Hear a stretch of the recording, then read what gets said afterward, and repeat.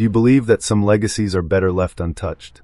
What if the ticking of a clock could be more than just a measure of time? What if it marked the end of something far more sinister? This is the chilling story of Ezequiel Vasconcelos, a man who inherited a house steeped in mystery and death. A house where every tick, every chime, carries a haunting secret. What Ezequiel doesn't know yet is that his life is intertwined with the final clock still ticking in this cursed home.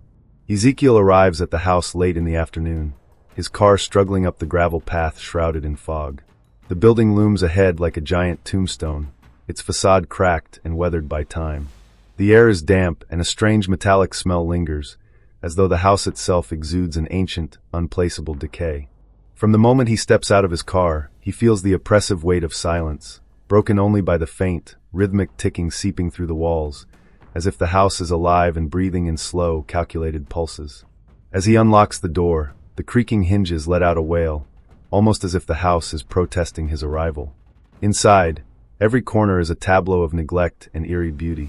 Antique clocks, large and small, adorn every wall. Some are pristine, their brass gleaming like they've been polished yesterday. Others are cracked, their faces frozen in time, yet they all share the same haunting feature. Their ticking is perfectly synchronized, an unrelenting metronome that reverberates deep into Ezequiel's chest. The first unsettling moment comes when he notices a grandfather clock at the end of the hall. Unlike the others, its pendulum swings slower, almost lethargically, as if it is resisting the passage of time. The air around it feels colder, and as Ezequiel steps closer, he feels a faint vibration in the floorboards beneath his feet, as though something beneath the house is shifting, restless. He swears he hears a faint whisper, a voice indistinct yet unmistakably human, emanating from the clock. The sound stops abruptly when he reaches for the pendulum, leaving him in an oppressive silence that somehow feels louder than the ticking. Overwhelmed, Ezequiel retreats to the living room, where the furniture is cloaked in dusty sheets. He notices a single chair without a covering, positioned directly in front of an ornate mantel clock. Its pendulum swings faster than the others, erratic, almost manic. Ezequiel sits, staring at the clock, feeling an inexplicable pull toward it. His hand trembles as he reaches for his phone to call his sister, but as soon as he dials, the ticking intensifies. It grows louder and louder, filling the room, until he has to cover his ears. The sound pierces his thoughts, making it impossible to think. And then it stops. The silence is so abrupt it's deafening. His phone screen flickers and dies. The only light in the room now comes from the dim glow of the mantel clock. Its hands are spinning backwards at an impossible speed, faster and faster, until they stop sharply at exactly 12 o'clock. Midnight. At that moment, the house groans, as if shifting its weight. A gust of wind blows through the room, though every window is shut. The mantel clock lets out a chime, deep, resonant, and wrong. It doesn't sound like a bell, it sounds like a scream. Startled, Ezequiel stumbles back, knocking over a small table. As he does, a sheet falls from a nearby mirror, revealing not his reflection but that of another man, identical to him but wearing an expression of pure terror. The figure in the mirror reaches forward, placing its hand against the glass. Ezequiel freezes, his breath hitching.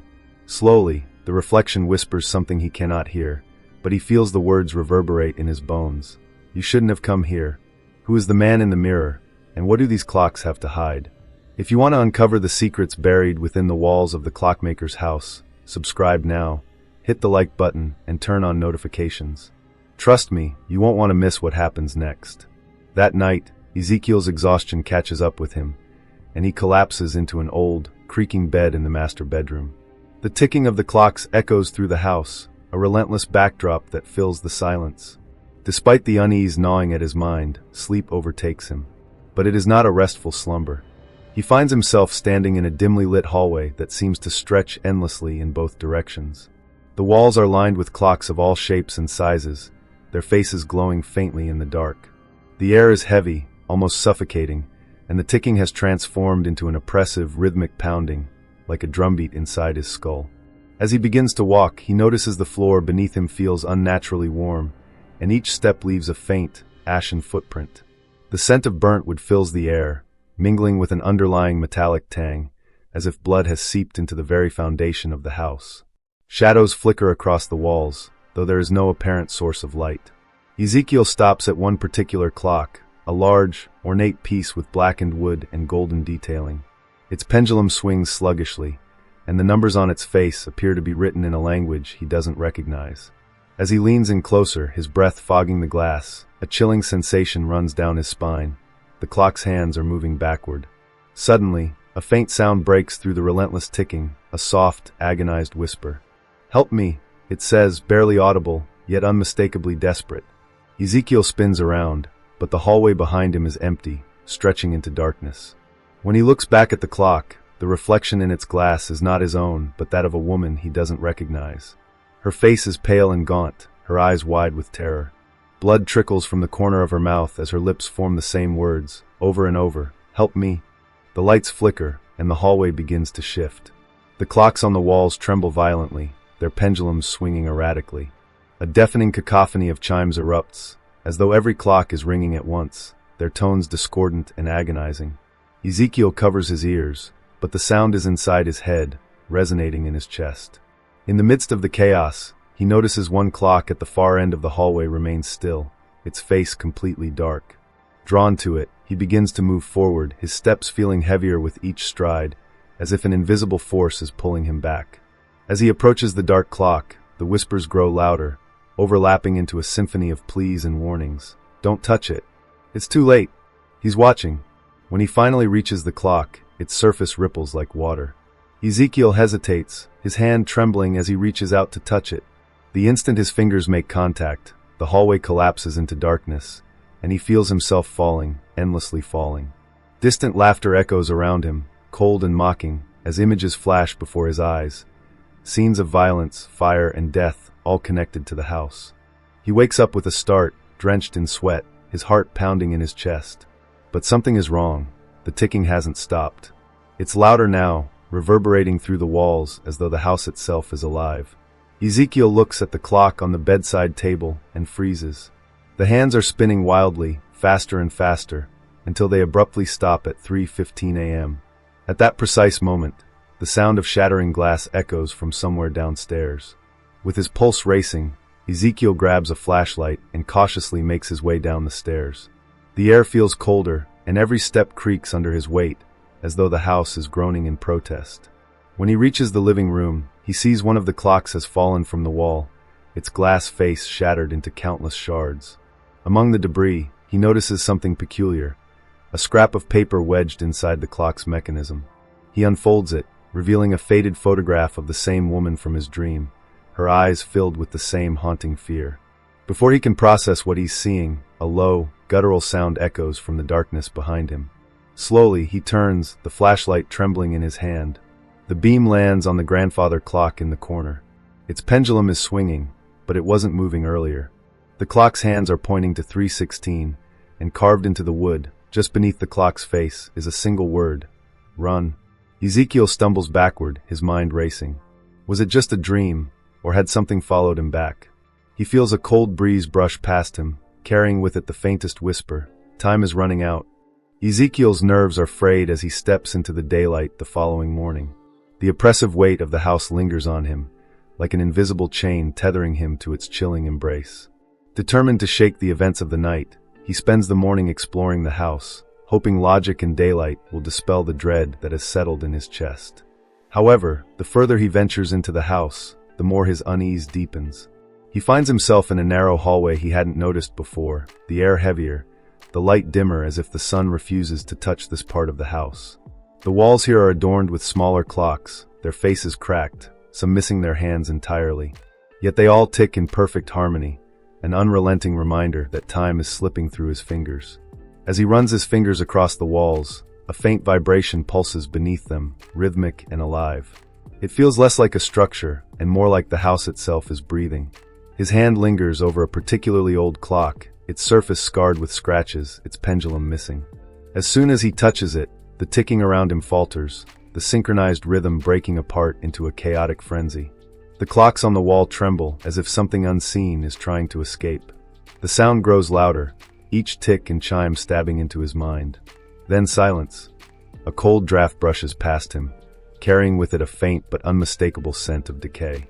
From the corner of his eye, he notices a door at the end of the hallway, a door that wasn't there before. Its wood is dark and warped, the brass knob tarnished with age. He hesitates, but a faint scratching sound from the other side draws him closer. The air grows colder with each step, and the faint scratching intensifies, now joined by a low, guttural murmur. When he reaches the door, he places his ear against the wood. The murmurs are unintelligible, but they carry a tone of anger, desperation, pleas that send chills through his spine. Summoning his courage, he turns the knob, the metal icy against his skin. The door creaks open to reveal a room filled with clocks of all shapes and sizes. Unlike the others in the house, these clocks are in pristine condition, their brass and glass gleaming. Yet none of them are ticking. In the center of the room stands a single chair, its leather cracked and weathered. Resting on the seat is a small, ornate pocket watch. Its chain glints unnaturally, as if it's catching light from an unseen source. The watch ticks softly, its sound almost soothing compared to the cacophony from earlier. But the moment Ezequiel steps into the room, the air shifts. The walls seem to close in, and the light fades to a dim glow. A shadow passes across the far wall, moving too quickly to belong to anything human. Ezequiel's breath catches in his throat as the pocket watch begins to chime, a high-pitched, piercing sound that seems to dig into his ears. The shadows on the walls multiply, twisting and contorting as if they're alive. Ezequiel backs away, but the door slams shut behind him. Panic sets in as the temperature plummets, his breath now visible in the frigid air. The clocks around him spring to life, their hands spinning erratically. The ticking is deafening, each beat reverberating in his chest. The shadows on the walls seem to watch him, their forms becoming more defined, faces, hands, all reaching toward him.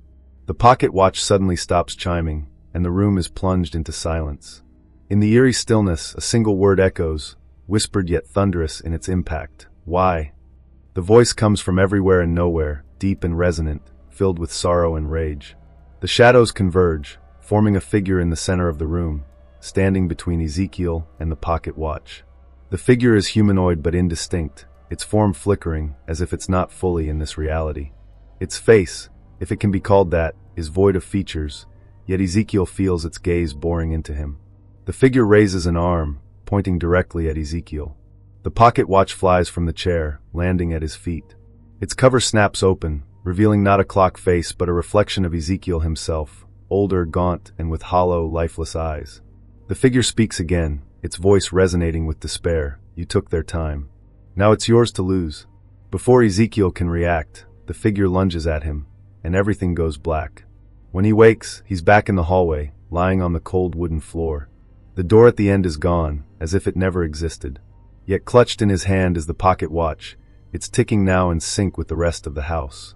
As he looks down at it, the words "time is running out" are engraved on its surface, glowing faintly in the dim light. The weight of the day's eerie discoveries presses down on Ezequiel like a suffocating fog. That night, sleep finds him reluctantly, his mind still replaying the whispers, the shadows, and the ticking that now feels more like a countdown than a sound. But as his eyes close, the boundaries of reality blur, and he is pulled into a dream, or perhaps something far more sinister. Ezequiel awakens, not in his bed, but standing in the center of the house's grand hall. The room is impossibly large, much larger than it could physically be. The walls stretch upward endlessly, adorned with massive clocks whose pendulums swing with agonizing slowness. The sound of their ticking is deep and resonant, like the beating of a colossal heart. The air is thick with an unnatural chill, and a dim, flickering light bathes the room in a sickly hue. At the far end of the hall stands the grandfather clock he saw earlier, but it is grotesquely altered. Its wooden frame twists upward like skeletal fingers, and its face no longer shows numbers.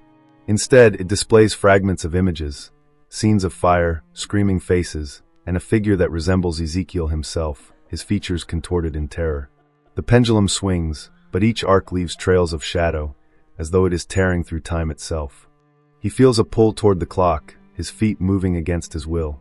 As he approaches, the air grows colder, and he begins to hear voices, overlapping whispers and cries, begging, pleading, warning. The closer he gets, the more the voices converge into a singular, deafening command: stop the clock. Just as his hand reaches out to touch the clock's surface, it splits open with a sickening crack, revealing a dark void within. A wave of cold air surges out, carrying with it the stench of decay and an ear-splitting cacophony of ticking and screaming. From the void emerges a figure, tall and emaciated, its skin gray and taut over jagged bones. Its face is hollow, with empty eye sockets that seem to draw in the light. The creature's mouth stretches impossibly wide as it lets out a soundless scream that reverberates in Ezekiel's mind. The hall around him begins to crumble.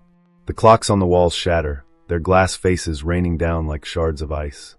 The ground trembles beneath his feet, splitting apart to reveal a chasm filled with writhing shadows. Desperately, Ezekiel turns to run, but the creature's elongated hand shoots out, grabbing his wrist with an icy grip.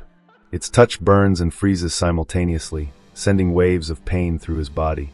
The creature pulls him closer, its empty gaze fixed on his. In a voice that sounds like the grinding of stone, it speaks, "You cannot run from time. It is already yours." Suddenly, Ezekiel is thrust into the chasm, falling through darkness that feels eternal. Around him, fleeting images appear, fragments of his own life, moments he recognizes but distorted and corrupted. He sees himself as a child, standing in the same house, his face pale and expressionless. He sees the woman from his dream, reaching out to him with bloody hands. And finally, he sees the pocket watch, its hands spinning furiously before stopping abruptly at midnight. With a jolt, Ezekiel awakens in his bed, gasping for air. Sweat drenches his body, and his heart pounds in his chest. For a moment, he thinks it was all a nightmare, but the icy burn on his wrist tells a different story. He looks down and sees a mark, a faint outline of the creature's skeletal hand, etched into his skin like a brand. The ticking of the clocks is louder now, more insistent, as if mocking him. He glances at the pocket watch on the bedside table. Its hands are still, pointing to midnight, but the glass face is cracked, and faint whispers emanate from within. When he picks it up, the whispers grow louder, forming words that send chills through his soul. It's almost time.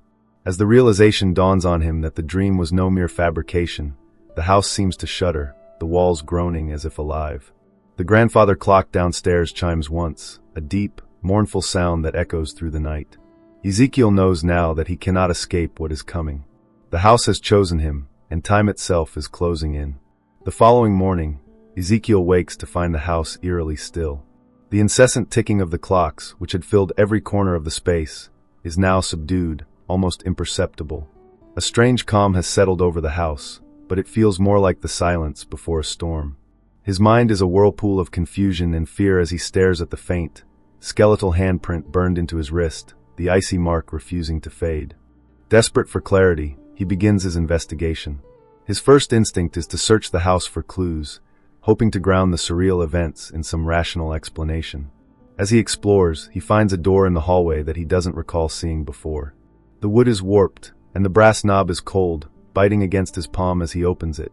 Behind the door lies a small, windowless study, its walls lined with dusty books and shelves cluttered with old trinkets and papers.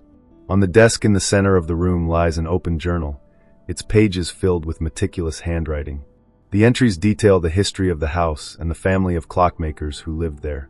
The writing grows erratic as the pages progress, the once neat script devolving into scrawled ramblings. Ezekiel's eyes catch on a phrase repeated over and over: "The clocks bind the living to the dead." Flipping through the pages, he finds a sketch of the grandfather clock in the hallway. Beneath it, in jagged letters, are the words, "The final clock holds the key. When it stops, so do you." Ezekiel's breath hitches as he recalls the dream. Could the strange events in the house be tied to this clock? He decides to examine it more closely. Returning to the hallway, he approaches the grandfather clock, now looming larger than before, its pendulum swinging slower than it should. As he places his hand on the clock's cold wooden frame, a sudden shock of images floods his mind. Visions of death, tragedy, and shadowy figures lurking just out of sight. Among these flashes, one image stands out, a woman, the same one from his dream. Her face is contorted with fear, her lips moving soundlessly as she points toward the basement door. Ezekiel's body stiffens as he realizes the significance of her gesture. Gathering his courage, he makes his way to the basement, the air growing colder with each step. The basement door groans open, revealing steep stairs descending into darkness. The faint ticking of the clocks follows him, growing louder with each step, though none are in sight. At the bottom, he finds a cavernous space, the air damp and heavy. The room is lit by a single, flickering bulb, casting long, distorted shadows that seem to shift on their own. At the center of the basement lies a strange contraption, a massive mechanical device, cobbled together from gears, springs, and fragments of clocks. Its purpose is unclear, but it pulses with a faint, unnatural energy. Surrounding it are fragments of broken clocks, each bearing scorch marks as if burned by an unseen fire. On a nearby workbench, Ezequiel discovers a stack of yellowed papers, covered in schematics and notes written in the same frantic handwriting as the journal upstairs. The notes describe a ritual, a way to bind time itself through the clocks. One sentence chills him to the core. The house does not just keep time, it consumes it. As he continues to read, Ezequiel finds a photograph tucked between the pages. It's a family portrait of the clockmakers who once lived in the house. His heart stops when he recognizes one of the figures. It's him, or someone who looks exactly like him, standing among the family, his expression blank and lifeless. The room seems to shift as the realization dawns on him. He hasn't just stumbled upon the house's dark past, he's a part of it. A sudden gust of wind extinguishes the light, plunging the basement into darkness. The ticking grows deafening, each beat like a hammer driving nails into his skull. In the pitch black, he feels something cold brush against his arm, a skeletal hand, its grip tightening. A voice whispers directly into his ear, deep and guttural, filled with malice. You cannot escape what you've already begun. Ezequiel stumbles backward, fumbling for the stairs, but the grip on his arm tightens, pulling him toward the mechanical contraption. Its gears begin to turn, emitting an otherworldly glow. Shadows swirl around it, forming shapes that resemble the figures from the photograph. They stare at him, their hollow eyes filled with silent accusations. With a final burst of strength, Ezequiel breaks free and scrambles up the stairs, slamming the basement door behind him. The house seems to groan in protest, its very walls vibrating as if alive. As he leans against the door, gasping for breath, he realizes the pocket watch is in his hand, though he doesn't remember picking it up. Its glass is no longer cracked, and the hands are moving backward, ticking down toward an unknown moment. Ezequiel knows now that the house has claimed him. Its secrets are bound to him, its curse inescapable. The clocks are not mere objects, they are conduits, threads connecting him to a dark history he cannot unravel. Ezequiel knows he cannot run from the truth anymore. The house has made that abundantly clear. The skeletal handprint on his wrist throbs faintly, a constant reminder of the dark force tethering him to this place. Determined to uncover the truth, he begins a desperate search for answers, digging deeper into the house's secrets. The pocket watch, now ticking backward, feels heavier in his hand, its glow pulsating faintly as though alive. He starts in the study, combing through the stacks of journals, diagrams, and brittle photographs. As he sifts through the papers, a name begins to stand out: Lazarus Mallory, the patriarch of the Clockmaker family. According to the journal, Lazarus believed he could harness time itself by binding the souls of the living to the mechanisms of his clocks. The writings grow darker as they describe his descent into madness. One entry reads, "Time does not obey, it devours. The clocks are no longer mine. They have claimed their master." Ezequiel stumbles upon a drawing of a strange symbol etched into the wood of a clock. Beneath the sketch, it says, "The mark of the bound." His stomach churns as he recognizes the same symbol faintly burned into his own wrist. The room seems to grow colder, the shadows stretching unnaturally as he realizes the horrifying implication. He is no longer just a visitor to this house. He is becoming a part of its curse. Desperate for clarity, he decides to seek help. The nearest neighbor, an elderly woman named Clarabelle, had briefly warned him about the house when he first arrived. Ezequiel drives to her small cottage on the outskirts of the village. Clara greets him reluctantly, her eyes wary as she glances at his wrist. "The clocks," she whispers, her voice trembling. "They keep the souls trapped. They're hungry, always hungry." She explains that Lazarus had sacrificed his family one by one, binding their souls to the clocks to protect himself from death. But in his final moments, the house turned against him, claiming him as its last prisoner. Ezequiel feels a chill run through his body as Clara continues. The house chooses. It watches, and when it finds the one it wants, it will stop at nothing. "You've been marked, haven't you?" When he shows her the handprint, she gasps, clutching a small wooden cross hanging around her neck. "You need to leave," she says, her voice urgent. "Destroy the watch. Leave the house before it takes everything from you." But deep down, Ezequiel knows it's already too late. As he drives back, the forest surrounding the road seems to press closer, the trees bending unnaturally, their branches clawing at the car. The sound of ticking follows him, faint at first but growing louder, until it drowns out even the engine. Back at the house, the atmosphere is suffocating. The ticking has intensified, now echoing from every corner, as if the walls themselves are vibrating. Ezequiel notices a new door has appeared in the hallway, its surface cracked and blackened, with faint tendrils of smoke curling from beneath. Summoning what little courage he has left, he pushes the door open. The air inside is freezing, and the room is pitch black except for a single, dim light emanating from a massive clock in the center. The clock's hands are spinning erratically, and its pendulum swings violently, as if struggling against unseen forces. Ezequiel steps closer and notices a figure slumped in the shadows near the clock. It's a man gaunt, lifeless, and eerily familiar. As Ezequiel approaches, the figure's head snaps up, its hollow eyes locking onto his. The man's face is his own, but aged and twisted with despair. "You can't stop it," the figure rasps, its voice like dry leaves scraping against stone. "It's already too late." Suddenly the clock chimes, a deep, resonant sound that shakes the entire room. The walls begin to shift, revealing dozens of faces trapped behind the glass of smaller clocks embedded within. Their eyes are wide with terror, their mouths frozen mid-scream. The room fills with whispers and wails, each voice begging for release. Ezequiel tries to run, but the door slams shut behind him. The room begins to contract, the walls closing in, and the floor beneath him starts to dissolve into a swirling vortex of darkness. The pocket watch in his hand grows impossibly heavy, its ticking now perfectly synchronized with the massive clock in the center. He looks down at the watch, its glass face now reflecting not just his own terrified expression, but the shadowy figure of Lazarus Mallory standing behind him. Lazarus's voice fills the room, cold and commanding. "Time is mine, and so are you." Ezequiel realizes the horrifying truth. The watch isn't just a conduit, it's a trap, and the more he resists, the tighter it binds him to the house. As the room collapses around him, the last thing he sees is the pocket watch's hands stopping at midnight. Ezequiel stands frozen in the collapsing room, clutching the pocket watch as if it's the only thing anchoring him to reality. The vortex of shadows swirling beneath his feet threatens to consume him, and the sound of ticking fills his ears, loud and relentless, as if each beat is counting down to his doom. He hears Lazarus Mallory's voice again, echoing from every direction, mocking and cold. "You thought you could escape? Time has no mercy. It takes everything." Summoning every ounce of strength, Ezequiel forces his legs to move, stumbling toward the massive clock at the room's center. It looms above him, impossibly large now, its pendulum swinging erratically. The clock's face is fractured, its glowing hands spinning wildly before pausing momentarily at midnight, only to begin again. Ezequiel realizes this is the source of the house's power, the final clock that binds the souls trapped within its walls. As he reaches the base of the clock, the vortex below him grows stronger, tendrils of darkness wrapping around his ankles, trying to pull him in.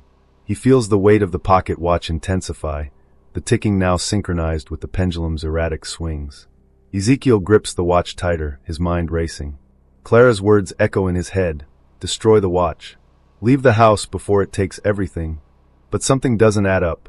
The watch feels alive, its surface pulsing faintly, as if it's tied to him in a way he doesn't yet understand. The fractured memories and fleeting visions he's experienced since entering the house start to piece together in his mind. The woman from his dream, the figure in the photograph, and the cursed symbol burned into his wrist. They all point to a terrible realization. Ezequiel isn't just a victim of the house. He's a part of its history, bound to it in ways he can't explain. As he hesitates, a figure emerges from the shadows. It's Lazarus Mallory himself, or what remains of him. A tall, skeletal figure draped in tattered remnants of a clockmaker's coat. His eyes are black voids, and his hands are elongated and sharp, like the hands of a clock. He steps toward Ezequiel with an unnatural grace, the air around him growing colder with every movement. "You carry the mark," Lazarus says, his voice a low growl that reverberates through the room. "You are the final piece, the timekeeper, the one who will complete the cycle." Ezequiel shakes his head, refusing to believe it. "I'm not part of this," he shouts, his voice trembling with both fear and defiance. Lazarus's twisted face contorts into a grin. "You always say that. And yet, here you are. You came back. You always come back." The words hit Ezequiel like a punch to the gut. He remembers the photograph he found earlier, the one showing a man identical to him standing among the Clockmaker family. Could it be true? Has he been trapped in this cycle before, forced to return to the house, drawn to its cursed mechanisms time and time again? The room begins to collapse further, the walls folding in on themselves, the vortex below growing larger. The souls trapped in the surrounding clocks cry out, their voices filled with desperation and anguish. Lazarus extends a hand toward Ezequiel, his long fingers curling around the pocket watch. "Give it to me," he demands. "It's the only way to stop the pain." But Ezequiel hesitates. A spark of defiance ignites within him. "If I give this to you," he says, his voice steady despite the terror surging through him, "it doesn't end, does it? You'll just use it to trap someone else." Lazarus's grin falters for the first time, replaced by a look of fury. "You don't understand," he snarls. "Time must be kept. The house must feed. It's the only way." Ezequiel realizes the truth. The house isn't just a prison. It's a parasite, feeding on the lives it ensnares, using the clocks to bind their souls. And Lazarus isn't its master. He's another victim, trapped and twisted into its servant. With a surge of determination, Ezequiel does the unthinkable. Instead of handing the pocket watch to Lazarus, he raises it high and smashes it against the base of the massive clock. The impact sends a deafening crack through the room, and for a moment, everything freezes. The pendulum stops mid-swing. The vortex below disappears, and the trapped souls go silent. Lazarus lets out an inhuman shriek, his body convulsing as cracks spread across his skeletal form.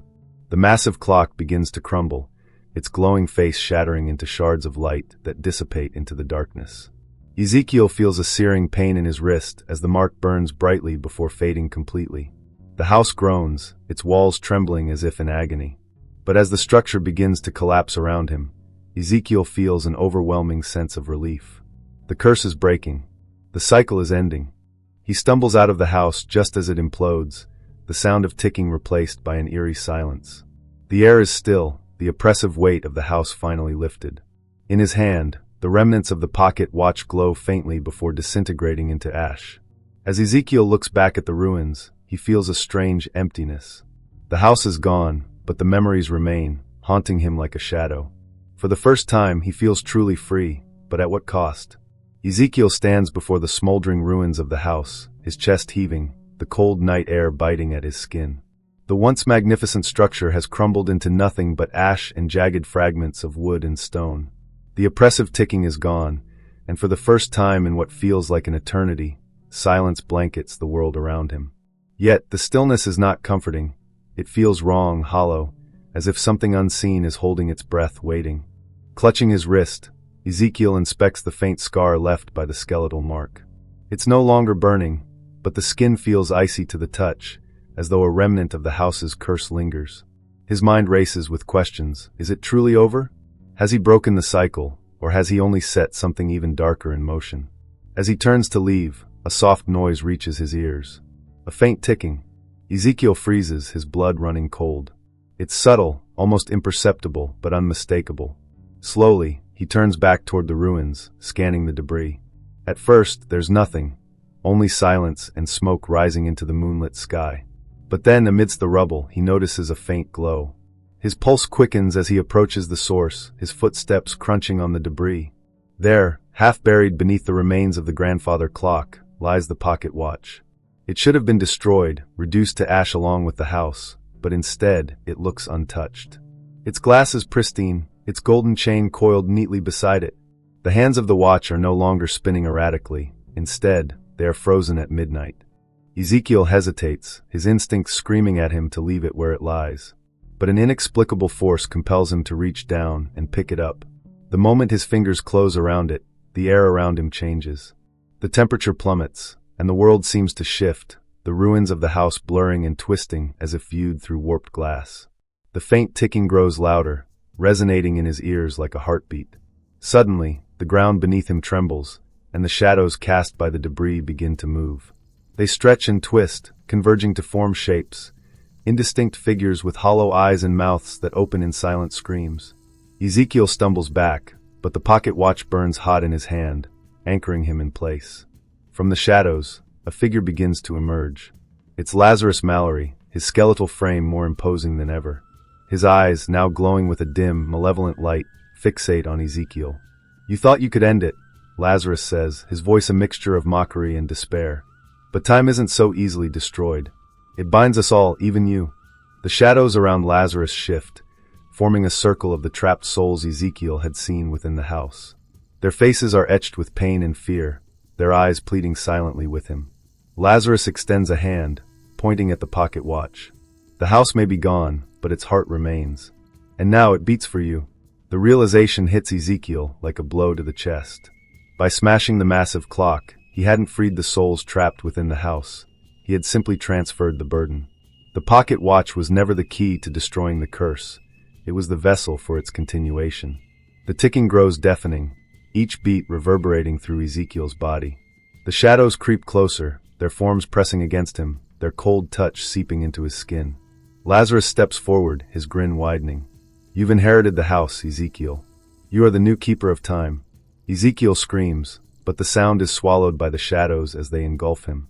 For a moment, there is nothing but darkness, silence, and the suffocating weight of the house's curse. Then, everything snaps back into focus. He wakes up in his car, parked in front of the ruins. The early morning sun is rising, casting long shadows over the rubble. The pocket watch lies on the passenger seat, its hands ticking backward once more. For a fleeting moment, Ezequiel considers throwing it into the ruins, but something deep within him whispers that it would make no difference. As he drives away, the weight of the pocket watch feels heavier than ever. The ticking follows him, growing louder with each passing mile. He glances into the rearview mirror and sees a shadowy figure sitting in the back seat, Lazarus Mallory, his hollow eyes staring back at him. The watch's ticking accelerates, and Ezequiel realizes the truth. The curse hasn't ended. It has merely begun again. What do you think is next for Ezequiel? Has he truly become the new keeper of time, or is there a way to break the curse? Leave your theories in the comments below, and don't forget to like, share, and subscribe for more chilling stories like this one.